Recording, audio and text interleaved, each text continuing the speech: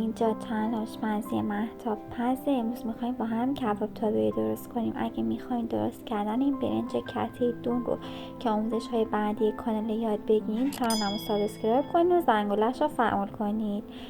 گوشت رو به همراه یه دونه پیاز چرخ کردم و یه پیاز رنده شده هم بهش اضافه کردم. میتونید هر تا پیاز رو هم رنده کنید.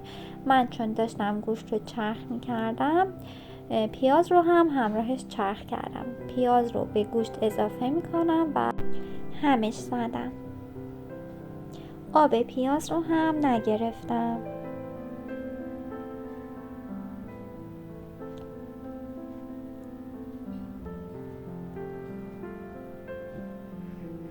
ادویه ها شامل نمک، فلفل و مقداری سماقه. دوباره خوب با هم مخلوطشون میکنم.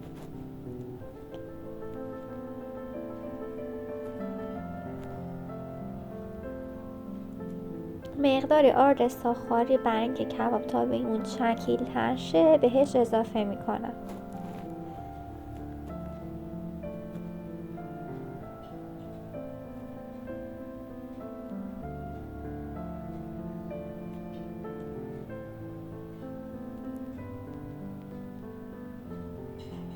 با دستم خوب ورزش میدم. بهتره به مایه کباب تابه‌ای حدود نیم ساعت داخل یخچال استراحت بدید. ولی اگه عجله داشتیم و به مایه کباب تابه‌ای استراحت ندادیم هم مسئله ای نیست.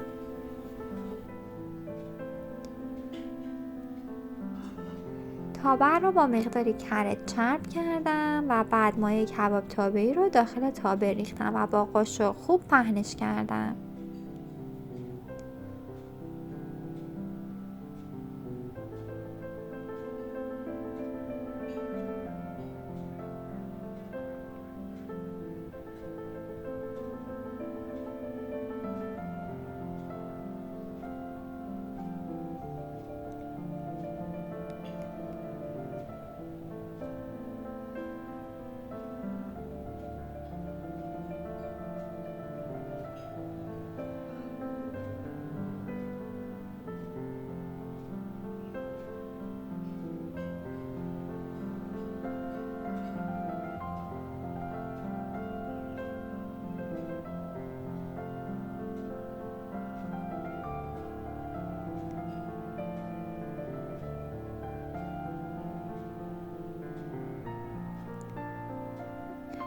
با پشت قاشق هم لبه هاشو مرتب کردم و بعد با کمک کفگیر برششون زدم.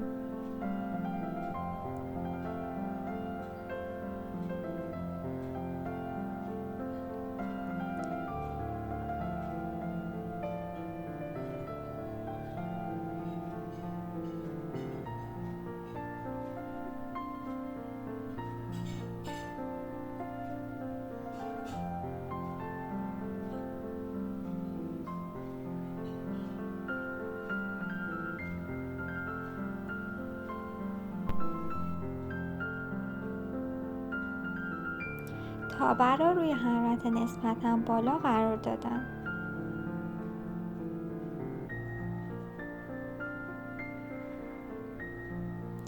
بعد از مقداری پخت کباب تابه‌ای شروع میکنه به آب انداختن. تا زمانی که آب کباب تابه‌ای کشیده نشه شعله حرارتش نسبتاً بالاست.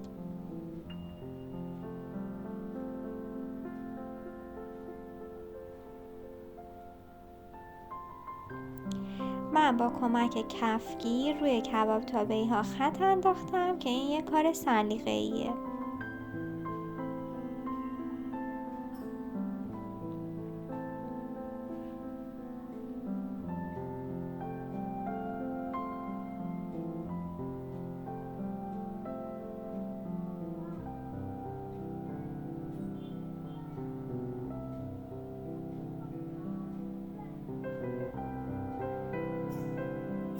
ممکنه کباب تابه‌ای ها دوباره به هم بچسبن.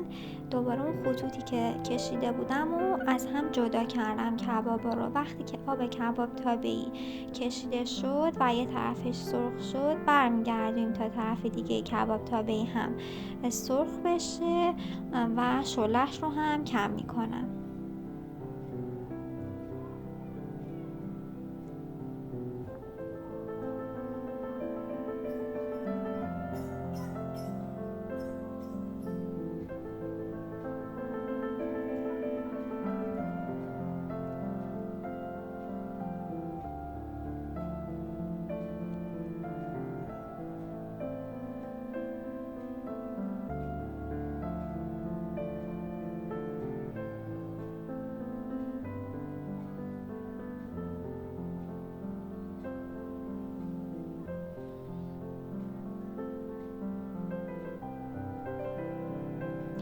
در تابه رو هم میذارم تا داخل کباب تابه‌ای هم کاملا مغز پخت بشه.